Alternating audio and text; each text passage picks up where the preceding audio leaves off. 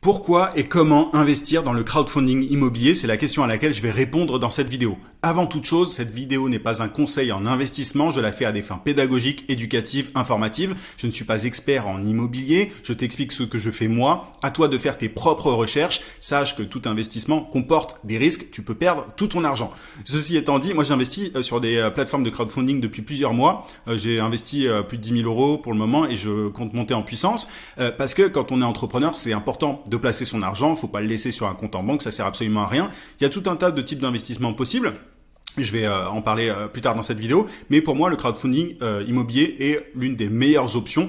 J'alloue une bonne partie de mon portfolio à ce type d'investissement. Donc je vais t'expliquer tout ça dans un instant. Juste avant, je t'invite à mettre un gros pouce sous cette vidéo pour me montrer que ce genre de contenu te plaît. Abonne-toi aussi à la chaîne si c'est pas déjà fait. J'ai des tonnes de vidéos sur la vente, sur le marketing, sur l'entrepreneuriat de manière générale, et je fais de temps en temps aussi des vidéos de ce genre. Active la cloche aussi de notification pour ne rien rater. Je publie une vidéo par semaine et c'est bien de placer son argent, mais pour ça, il faut avoir de l'argent à placer. Et si tu es entrepreneur, si tu es coach, consultant, formateur, freelance, je t'invite vivement à t'inscrire à mes emails secrets. De cette manière, tu pourras développer ton business en 5 minutes par jour. Tu as le lien d'inscription en description. Tu peux aussi cliquer sur le i. En t'inscrivant, c'est simple. Tu vas recevoir chaque matin à 9 heures un email rempli de conseils, de méthodes, d'astuces pour trouver plus de clients et pour facturer tes services à prix d'or. Mon meilleur contenu se trouve dans ces emails secrets. YouTube n'est que la partie visible de l'iceberg. Il y a plus de 10 000 entrepreneurs qui sont déjà inscrits à cette newsletter quotidienne. Donc, si tu veux passer au niveau supérieur, si tu es coach, consultant, formateur, freelance, si tu vends tes services de manière générale, c'est là que ça se passe. Clique sur le lien en description ou sur le i. Ceci étant dit, définissons déjà le crowdfunding immobilier parce que tu sais pas forcément ce que c'est.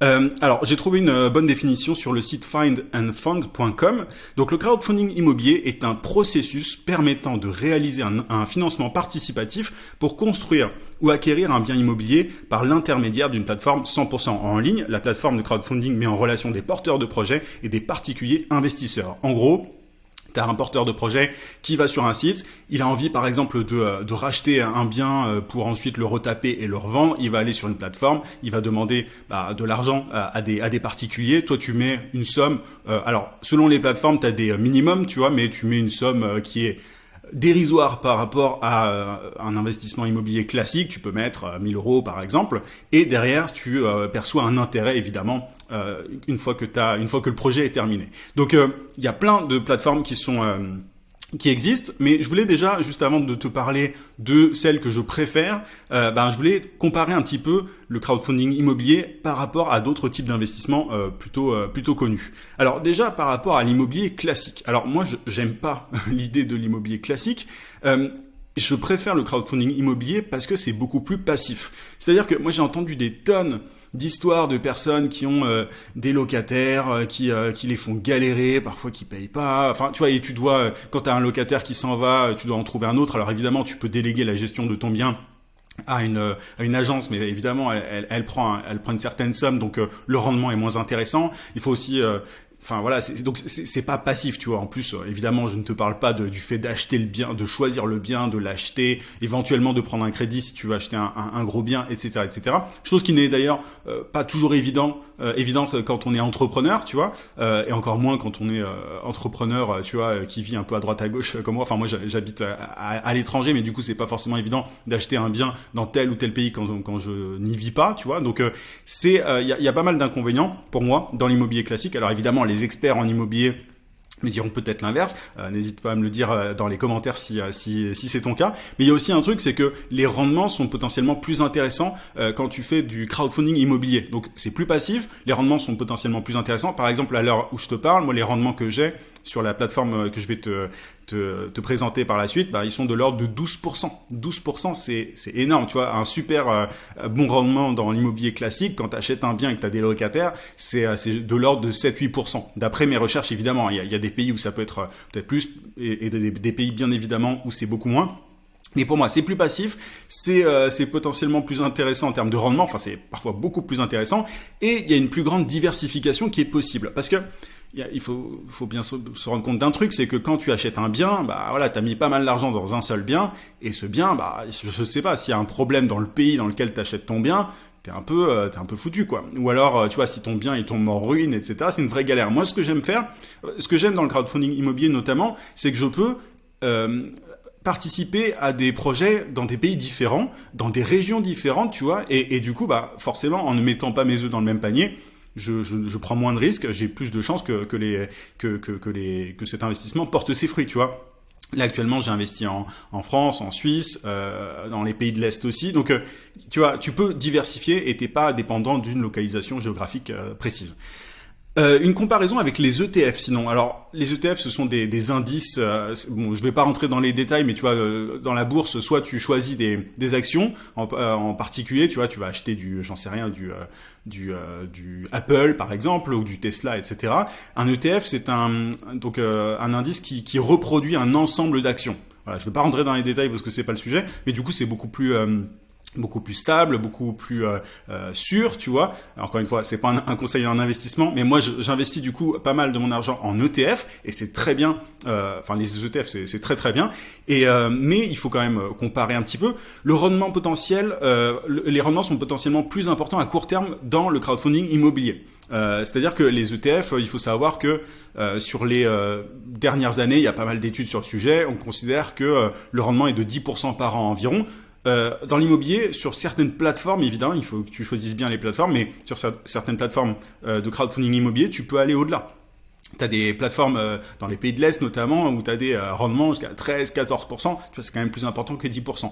Par contre, évidemment, le crowdfunding immobilier est moins passif que les ETF parce que les ETF, il te suffit d'acheter tes ETF, tu places ça et tu regardes pas pendant 10-20 ans et tu vois, ça roule tout seul.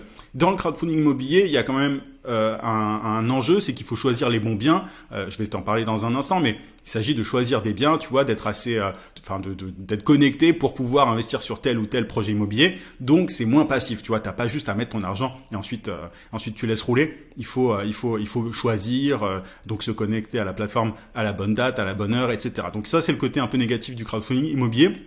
Et je vais te dire dans un instant du coup mon classement au niveau de mon portfolio, à quel point est-ce que jaloux, quel pourcentage à peu près est-ce que jaloux à l'investissement en crowdfunding immobilier. Et par rapport aux cryptos, pour terminer, c'est évidemment plus stable l'immobilier, tu t'en conviendras. Donc tu vois, c'est plus stable que le Bitcoin, etc. C'est moins volatile, c'est plus concret aussi pour beaucoup de gens. Alors moi j'investis dans les cryptos, mais c'est une part mineure de mon portfolio. C'est forcément plus concret pour les gens, tu vois. On investit dans un projet en pierre ou en bois ou j'en sais rien, mais c'est concret. Et les rendements, par contre, sont moins importants qu'en crypto, parce que mais c'est plus sûr aussi, tu vois, le crowdfunding immobilier que les cryptos. Les cryptos, on a vu, il y a plein de projets qui se cassent la gueule du jour au lendemain. Tu peux pas faire grand chose. Donc voilà un petit peu. Et du coup, moi j'alloue un pourcentage, comme je te le disais, seulement de mon portfolio au crowdfunding immobilier. Je mets plus d'argent en ETF, en actions, obligations. Et ensuite, il y a le crowdfunding immobilier qui arrive en deuxième position dans mon classement. Et à la fin, j'ai un pourcentage qui est alloué aux cryptos, Bitcoin, Ethereum, etc., etc. Donc, il faut pas mettre tous tes œufs dans le même panier. Si jamais tu décides d'investir en crowdfunding immobilier, il faut évidemment que faut pas que tu mettes tout ton argent là-dedans. C'est bien d'investir en ETF, en crypto, etc. Alors moi, c'est à peu près du 60-70% en actions, du 30-40% en crowdfunding immobilier et le reste en crypto. Donc tu vois, c'est et encore, ça change. Enfin, c'est-à-dire que j'ajoute évidemment des choses au fur et à mesure, mais c'est à peu près comme ça que je fais. Donc c'est pour te donner un ordre d'idée. Encore une fois, t'es pas obligé de répliquer ça. C'est moi après mes recherches, j'ai décidé de faire cette allocation. Alors ma plateforme préférée, pour le moment, en tout cas au moment où je fais cette vidéo, c'est La Première Brique. Alors La Première Brique, c'est une plateforme qui est française. Je vais te montrer le site dans juste un instant. Alors tu vois, c'est une plateforme qui est française. Donc la boîte est localisée en France, elle a des porteurs de projets en France, donc tu vois, ça c'est bien si t'as envie absolument d'investir en France. Les projets vont jusqu'à 18 mois environ et t'as des rendements aux alentours de 10-11%. Quand t'as un code bonus, je vais t'en parler dans un instant, ça peut aller jusqu'à 12%, donc c'est vraiment vraiment intéressant. Et alors, comment ça marche? C'est assez simple, donc tu vas sur la partie, dans la partie investir, il t'explique à peu près tout. Je vais switcher un petit peu, mais en gros, tu as ton inscription. Donc, tu t'inscris, bien évidemment, tu t'inscris sur le site. Attends, avant de t'inscrire, parce que je vais te filer un lien. Bon, tu as le lien en description qui te donne des avantages, mais je vais t'en reparler. Mais donc, tu t'inscris. Ensuite, c'est simple, tu crédites ton portefeuille. Alors, un conseil par rapport à ça. L'inscription déjà est rapide, hein, et par rapport à ton portefeuille, moi je te recommande pas de faire un virement, mais de faire ça par carte bancaire, c'est beaucoup plus rapide, tu vois. Moi j'avais fait d'abord par virement et ça avait pris 3 jours, un truc comme ça, et je voulais investir dans un projet, donc j'ai failli le rater. J'ai pu par contre créditer mon portefeuille par carte bancaire, et là pour le coup c'était instantané. Donc un conseil, crédite ton portefeuille. Donc tu mets de l'argent sur le site internet avec en rentrant ta carte bancaire, tu verras, c'est simplissime sur la première brique. Et derrière, tu peux explorer les différents projets. Donc tu explores les projets, il y en a tout un tas. Et donc l'idée c'est de sélectionner les projets. Alors comme tu vas le voir, là il y a différents projets. Donc moi j'ai investi sur certains. Alors tu verras des fois il y a des petites sommes parce que je suis arrivé trop tard. Donc ça c'est important. Il faut vraiment se connecter à temps sur le projet pour pouvoir mettre la somme que tu veux. Parce que parfois quand t'arrives un peu en retard, t'as la plateforme qui te garde une place au chaud avec un montant qui est un peu aléatoire quand t'as quelqu'un qui a zappé de signer le contrat en ligne. Tu vois. Donc là par exemple j'ai pu mettre que 200 alors que je voulais mettre 2000. Donc c'est un peu dommage. Mais tu vois donc là t'as 700. Pareil j'ai raté le truc. Et à l'heure actuelle, j'ai mis environ 10 000 euros sur cette plateforme. Donc tu vois, je te présente pas cette plateforme au hasard. C'est vraiment une plateforme sur laquelle moi je mets de l'argent aussi. Donc l'idée c'est de sélectionner les projets. Et alors je vais te donner un exemple. Ils ont à chaque fois une brochure. Quand tu as un projet qui est annoncé, une brochure qui ressemble à ça, et sur laquelle tu as tout un tas d'informations. Alors je vais pas rentrer dans tous les détails, mais ce que je t'invite à regarder, moi, c'est évidemment donc sur quoi se baser pour choisir le montant à financer. Il faut regarder la somme qui est à financer. Quand c'est quand c'est des gros projets, faut faire gaffe, évidemment. Faut évaluer tous les détails, hein, mais moi je mets à la fois de l'argent dans des gros projets comme des petits, mais il faut savoir que les petits souvent ils partent très vite en plus, hein, donc c'est un peu chiant. Mais bon, il y a des petits projets qui sont de véritables pépites. Tu regardes le rendement, donc est-ce qu'on est à 11%, 10%, etc. La durée cible, c'est important de la regarder. En combien de temps est-ce que tu vas pouvoir percevoir ce rendement? Ensuite, tu regardes évidemment l'état du bien, la localisation. Donc, tu vois, tu as tous les détails qui te sont donnés là. T'as la localisation, est-ce que c'est dans une bonne région entre guillemets, tu vois, est-ce que c'est dans une région intéressante pour l'investissement, est-ce que c'est un coin paumé? Faut évaluer ça. Tu peux aussi regarder évidemment le financement. Qui finance quoi? Est-ce que c'est uniquement est-ce que le porteur de projet est le seul à avoir mis de l'argent sur la table? Tu peux descendre. Tu vois, tu as tous les détails. Tu peux regarder là, par exemple, combien le porteur de projet a mis d'argent, juste là, tu vois. Tac. Là, par exemple, on voit que la Banque Populaire a mis 1 220 000. Lui, il a mis 93 168. Et la première brique représente 189 000 euros. C'est un projet qui est terminé, hein. Celui-ci, c'est juste pour l'exemple.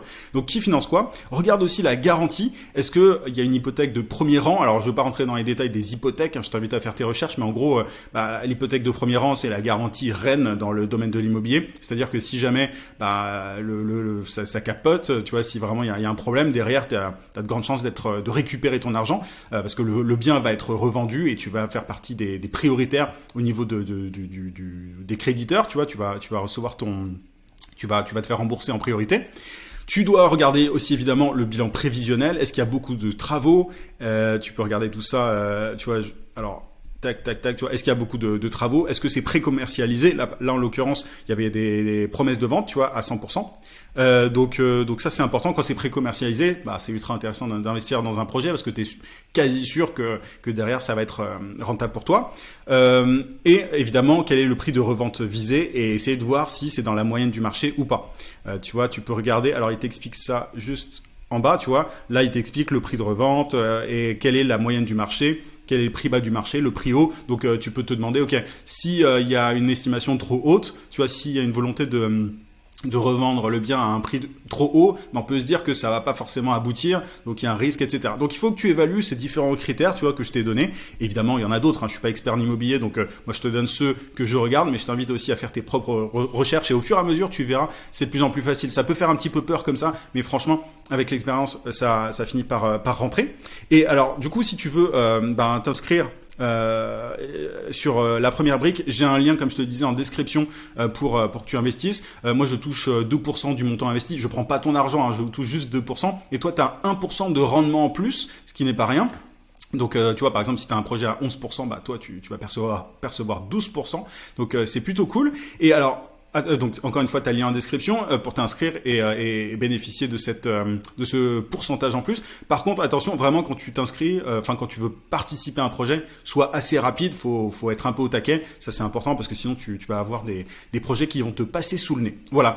Donc je t'ai parlé de pourquoi et comment investir dans le crowdfunding immobilier. Je t'ai parlé de La Première Brique qui est ma plateforme préférée. Maintenant, si tu veux que je te parle d'autres plateformes à l'avenir, si ce sujet t'intéresse, n'hésite pas à me le faire savoir en commentaire. C'est toujours utile, je fais rarement des vidéos de ce genre-là, mais voilà, si ça te plaît, on peut en parler parce que c'est un sujet que je trouve passionnant, l'investissement de manière générale. Je te rappelle que si tu as besoin d'argent justement pour le placer dans différents types d'investissements, tu peux t'inscrire à mes emails secrets, tu as le lien d'inscription en description. Tu peux aussi cliquer sur le i. N'oublie pas aussi de mettre un petit like, à t'abonner si c'est pas déjà le cas, et je te souhaite plein de succès. Je te dis à très vite.